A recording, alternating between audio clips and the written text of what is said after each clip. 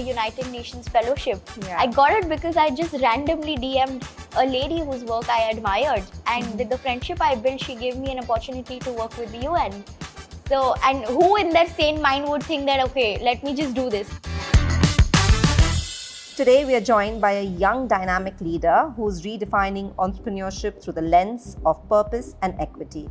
She is the founding member of Radically Yours, a next-gen knowledge platform connecting founders to global capital and creating pathways for women in enterprise. At just 26, she's been recognized as one of India's top voices on LinkedIn and a Next Gen India Fellow for the United Nations Foundation. She's helping shape conversations around the future of work, entrepreneurship, and inclusion. Welcome to Be All You Can, Radhika. Thank you. I hope I can be all by myself in this podcast, as the tagline goes. At Be All You Can, we explore a lot of conversations that inspire purpose, courage, and impact. Your journey has definitely been a powerful example of that. So I would like to dive right in and ask you the first question, that is, if you had to describe your life's purpose in one sentence, what would it be? Curiosity combined with conversations. I think this is something that has led me to whatever I've done so far in life. I have always been a person who has been referred to like Paresh Rawal in a movie where he's called like a question mark. Like people say that you should put a question mark and not a bindi on your forehead because you're always like asking too many questions. That's a good thing. Yeah, it's a good thing. Earlier I used to be like, what is this that people are saying? Now in hindsight, I feel like, okay, it's a unique compliment that no one ever gets, but I did. So yeah, I think the questions have led me to seek answers which I would have never gotten otherwise. And that's how all of my journey, which is being either writing on LinkedIn, getting this United Nations Fellowship, or even now today doing this podcast with you, it's always been there because of the questions I asked. Like I reached out to you to get an interview with one of your senior management leaders, and now we are here doing this podcast. So I really feel that you need to stir up the conversations to lead it into something else. Even though you are talented, but you're sitting still, nothing happens in stagnant waters, you know. You need to create the ripples for something to happen and for the flow to be created. So yeah, and I think most often we just get stuck on the first step, right? Like we just don't reach out. If you reach out, and the rest just takes exactly shape. But in all of this, and I'm sure your, whatever you've done till now has led from your purpose. So how does Radically Yours fit into this? So I always, didn't have many female role models to look up to. I come from a small town called Pachora. Not many even know about it. It's in Maharashtra only, 9 hours from Bombay. And there, studying in a municipal school where teachers themselves didn't know English, and I was discouraged to speak in English by my peers because they were saying that, why are you trying to show off? You know, coming from that background, I was like, where do I really look up to people if I have to? And I was always very ambitious in the fact that I wanted to create a name for myself in what industry that was yet to be explored, but very keen on making a mark in my life.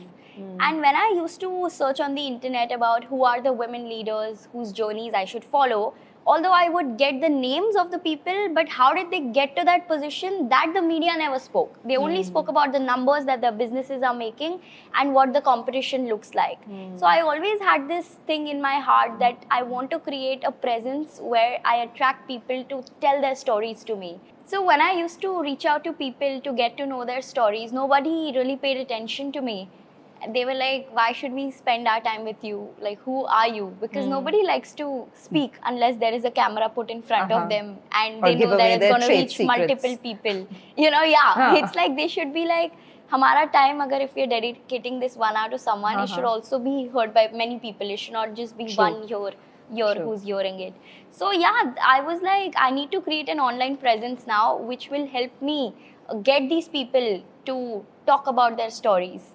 That's how I started writing on LinkedIn, and I always wanted to create a presence where people would be happy to come and tell their stories and journeys to me because I want to really learn from them. Till date, I want to.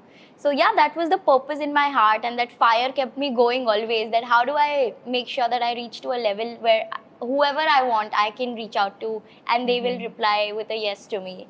So, with that fire in the belly, I still keep going, because I think the world is such a huge place and there is always someone bigger than the other. So I never Correct. feel satisfied, even though I've had a big interview with someone on my show. I always feel like, okay, who's the next one who I can sit down and learn from? So that was my purpose. Need to learn more, that growth mindset is what's kept you going, right? Yeah. Had you achieved so much. But I still want to know that just one moment, or highlight that where you felt, what, let's just build this. Let's just start with this. Do you remember that one moment that would have defined it? Yeah, I think I had written to someone in media. I always wanted to work in media because that was my passion. Okay. And the managing director there didn't respond to me. I was like, I've written to you with the exact purpose why I want to work with you and how will I do it. But she didn't respond. And one day she did respond, but she put me in touch with her HR who didn't know anything about how she can help me. But just because of the formality and because I was knocking on her door constantly, she's like, chalo usko ek meeting de dete hai. So they did call me to their office in BKC. I feel you don't have to be invited somewhere to go and explore. You can self-invite yourself, Like, I really feel that you have to have that mindset. And the president of Canada was visiting India. So I went there early, talked to everybody in their media team, in their high commission team, that I really want to, go interact with luminaries that are present, because I have a show, I have a presence on LinkedIn. It's beneficial for me. And like, they made me wait for half an hour, but they were eventually you can come and attend our event. And that's how I got to see the president speak, and also meet some of the really interesting people from ecosystem, which I would have never met, and they would have never replied to me on an email, because these are like really one-on-one people, and they talk to you if they have the trust and if you have the access to them. So I was just thanking my stars that thank God I took that bold decision to turn my car back and go to the hotel and just randomly invite myself to an event like this. And now the High Commission has my details, and they will definitely invite me to the next ones also. So that's like a story which I have to tell to all the youngsters, that take that leap of faith. Even though nobody is having the confidence in you to do something, have the confidence in yourself that you can pull it off. The opportunities to live that life in a meaningful way can be endless. Correct. So that's a very important learning. And then the other thing would be like, just be open to learning from everywhere.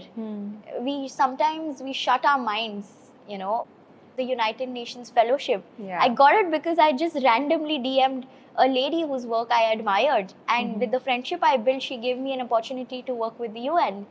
So, and who in their sane mind would think that, okay, let me just do this? I actually have a dedicated 3-hour window in every day schedule where I'm talking to random people and messaging them. Oh, wow. Yeah, I do that every single day, because everything that I get, be it the guest on my show or the opportunity to speak or even get to learn anything, it's all through these people who have randomly connected.